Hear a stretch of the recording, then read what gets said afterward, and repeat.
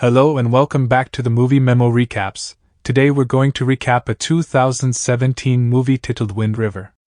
Please be advised that there might be spoilers ahead. The film begins with a sorrowful voiceover of a little girl reading a poem and depicting a wonderful world with beautiful trees and meadows, which is the complete reverse of what we see on screen. On a chilly night in Wyoming's remote wilderness, close to the Wind River Indian Reservation, we witness a Native American girl wailing and running barefoot through the snow. The film then shifts to the following day, introducing us to Cory Lambert, a quiet man. He is an exiled non-local hunter, fully disguised in white, as he hunts wolves. Cory kills wild animals for the Fish and Wildlife Department. He pays a visit to his ex-wife and lander to pick up his kid Casey. They appear to get along, but the native woman is very protective of her son. Cory drives Casey to the Indian Reserve, where he would stay with his maternal grandparents, while his mother is abroad. Casey's grandfather informs Cory that a predator in the area recently killed one of his steers. Cory discovers that a lion mother and her two cubs left their traces. This indicates that he's pretty skilled at assessing songs. While searching for lions, he discovers a trail of tracks and blood on the snow that leads him to a dead body with a wound on her forehead and frostbitten feet, which turns out to be the young lady at the opening of the film. Cory immediately reported the crime to the reservation tribal police, who then notified the FBI. Cory waits for the FBI with Ben, the police chief, who has just 6 cops under his charge on the entire tribe. Agent Jane Banner appears in the midst of a snowfall. She appears to be a little too delicate for this environment, and will undoubtedly require more clothes to survive. So Casey's grandmother gives her some of her late granddaughter's warm clothing. We now know that Cory had a daughter around the same age as the murdered girl. They used snowmobiles to reach the location where the body was. Cory assures them that the body belonged to an 18-year-old girl named Natalie Hansen. After examining the deceased and discovering blood on the crotch, Jane assumes that a rape occurred. She asks Cory where Natalie could be running from, and he mentions a crack house and a drilling rig. He then recreates Natalie's death by scrutinizing the tracks. The increased depth at the front of the imprints suggests that she was clearly fleeing. He goes on to add that the -20-degree air that night caused her lungs to explode, causing her to slump to the ground and spit up blood, but she kept running until she died. The agent finds everything to make sense, and after noting Cory's abilities, she asks him to assist with the investigation. They return to Lambert and visit the medical examiner's office, where they receive medical confirmation of Cory's statements. The medical examiner also records that an indeterminate number of individuals have sexually assaulted Natalie. Jane feels compelled to solve the crime. However, since the death does not fall under the homicide category, Jane is unable to have an FBI team investigate it. Because it falls outside the FBI's jurisdiction, she might even receive a summons. Ben and Cory introduce Jane to Natalie's parents, Martin and Annie. Natalie had a boyfriend, and her father didn't even know his name. Jane is upset by the father's recklessness toward his daughter and blames Martin for it, which infuriates the unhappy man. Meeting with the mother is also unnecessary. She is so broken down that she is hurting herself. On the other hand, Cory becomes one of Martin's closest friends and shares his experiences with his daughter's death, assisting him in coping with the trauma he is experiencing by accepting and embracing its sorrow. Knowing that Cory is involved in the inquiry, Martin lights a cigarette and calls for revenge, despite the fact that Cory's motivation appears to be the same. In pursuit of leads, Cory, Jane, and Ben go to the next house to the crime scene, Sam Littlefeather's decaying home, which acts as a hideout for a heroin addict. Sam quickly fogged up Jane and Ben, causing them to collapse in a fit of coughing. Cory's shovel strike knocks down 2 more junkies who attempt to flee through the back door. Jane catches her breath and follows Sam around the house through blurred vision. Sam unexpectedly appears and starts shooting at Jane, but she manages to hit him multiple times, instantly killing him. Later, it comes to light that one of the men at the house is Chip Henson, Natalie's addicted brother. He can't hold back his tears as he learns the dreadful news regarding his sister. However, Jane deduces from his equivocal words that Natalie's boyfriend was a white non-local. On the other hand, Cory notices snowmobile tracks running up the slope behind the house. After finding Natalie's body beyond that hill, Cory decides to follow the trails alongside Jane. As they ascend the hill, they find another partially submerged body in the snow, a nude man, partially consumed by hawks.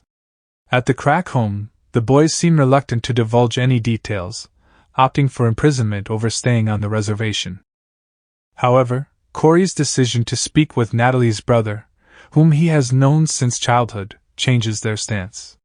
Chip blames the difficult environment for what happened to him and his sister, but the latter disagrees, pointing out that, unlike most locals, he had the option of leaving for a better life by enrolling in college or the army. When Chip blames Cory for failing to protect his own daughter, the conversation goes violent, and the latter beats him up. Finally, Chip exposes the identity of Natalie's boyfriend, Matt, a security guard at one of the drill locations who was roughly the same age as Cory. Ben then invites Cory to join them at one of the drill sites the following day. He says, "You don't catch wolves by looking where they might be, instead, look where they've been." This shows that he has other plans. Later, Jane visits Cory and informs him about the identity of the deceased, Matt Rayburn, a security guard at the drill site.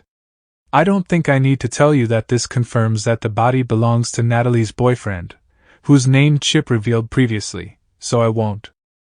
Jane is curious about why Cory is helping her, and she begins to make sense of the situation after seeing images of his daughter. Here, Cory begins telling the terrible story of his daughter Emily. Natalie experienced a similar incident 3 years earlier, when she was only 16. Cory, a salesman at the time, had planned to spend the night alone with his wife in a hotel, but Natalie, Emily's best friend, notified them that she had gone missing. Cory concludes the story by revealing that wolves had mutilated her daughter. He's tried to control his emotions for 3 years, but he eventually gives up and breaks down. We now understand the motive behind his divorce.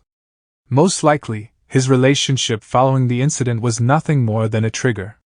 The experience had also inspired him to become a hunter, maybe to chase the wild animals that had feasted on his daughter or to pursue her suspected murderers. Jane excuses herself to the restroom, stunned by the horrific events unfolding in this region. Later on, she discovers one of Emily's poems, indicating that she was a talented writer.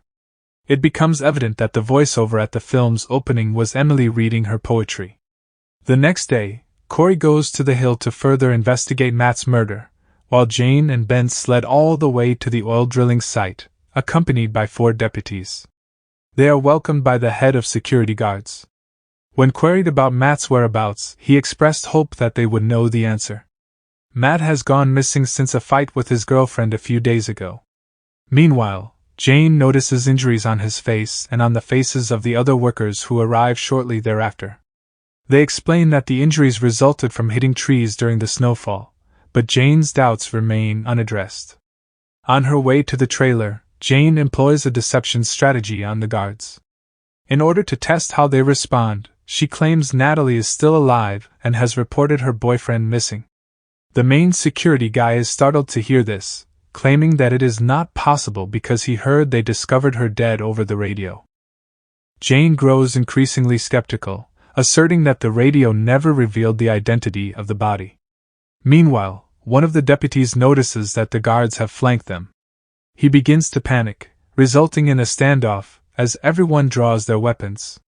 Jane, who has a higher FBI rank than the other officers, takes charge of the situation and pulls everyone back to their senses. Jane walks to the trailer and starts hammering on the door.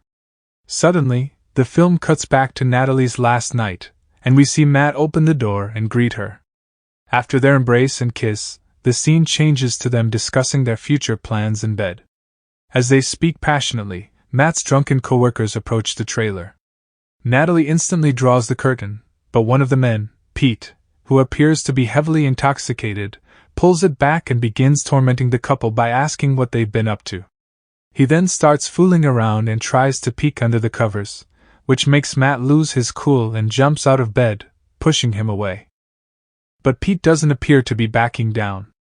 He gets on the ladder and declares his desire to participate in the act. Meanwhile, one of the men criticizes Natalie ethnically, prompting her to strike him across the face. Pete takes advantage of the situation and removes Natalie's pants. After Pete absorbs a couple punches from Matt, things escalate, and a brawl breaks out between the two sides. Natalie tries to assist her lover, but both of them sustain serious hits to the head and collapse. Natalie quickly awakens to find Pete raping her. When Matt emerges from the blackout and realizes this, he launches another attack on Pete. We soon watch everyone beating up Matt, and Natalie flees, knowing she can do nothing for his boyfriend. This was when she began urgently running to save herself, which ultimately led to her death. In the present, Jane continues to bang on the door and yell at the FBI. High in the mountains, Cory uncovers snowmobile trails extending from the drilling site to where they discovered Matt, demonstrating that the guards moved Matt's body here after killing him and attempted to mislead the investigation by sledding back along a road that led to Sam's house. He quickly tries to inform Ben about the guards. However, a tremendous explosion echoes through the door, followed by the firing of buckshot into Jane's chest. The security guards have now opened fire on the tribal police officers. A tremendous shootout takes place between the two sides, but the guards eventually gain the upper hand and kill all of the policemen. The impact hurt Jane, but her bulletproof vest saved her life. As she attempts to load her rifle, the lead security man takes it away from her. Just as he's going to shoot, an unexpected bullet pierces his torso. Cory is the mysterious gunman who has hidden himself in the snow. The other guards began searching for him. He repeatedly shoots them to death. Cory then starts firing at the trailer, hitting another one, but Pete escapes through the window and runs into the mountains. After giving Jane first aid, Cory climbs the slopes to find Pete. Pete hears the sound of a snowmobile motor and searches around for the cause. As soon as he turns around, Cory uses his weapon to knock him out.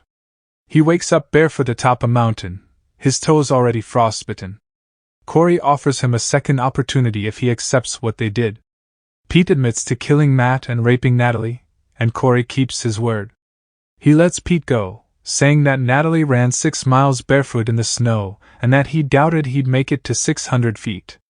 Pete begins running as Cory urges him to, but it only takes a few steps for the sub-zero air to rupture his lungs, much like it did Natalie's. He collapses on the ground, gasping, and dies immediately. The next scene shows Cory conversing with Jane in the hospital. She feels fortunate to have survived, while the latter argues that chance has no place on the reservation. He believes that in this situation, you either survive or die because you lack spirit and strength. Jane bursts into tears as she recalls Natalie's 6-mile run in sub-zero temperatures to save her life. Cory then pays Martin a visit and finds him sitting with his freshly invented death face, indicating that he was about to commit suicide. Cory comforts Martin by recounting the execution of each individual responsible for Natalie's death. The man who sexually assaulted Natalie died in a whisper. Martin becomes sad and asks his friend to remain for a bit and share in his grief. Losing a daughter in such a tragic way has surely altered their understanding of sorrow. One of them contemplated suicide, while the other found inspiration to forge stronger. Finally, both emblems of weakness and power are right in front of us, just like they are when facing any problem in our daily lives, and we must decide which one we want to be. Thank you so much for watching. Please subscribe to see more videos like this.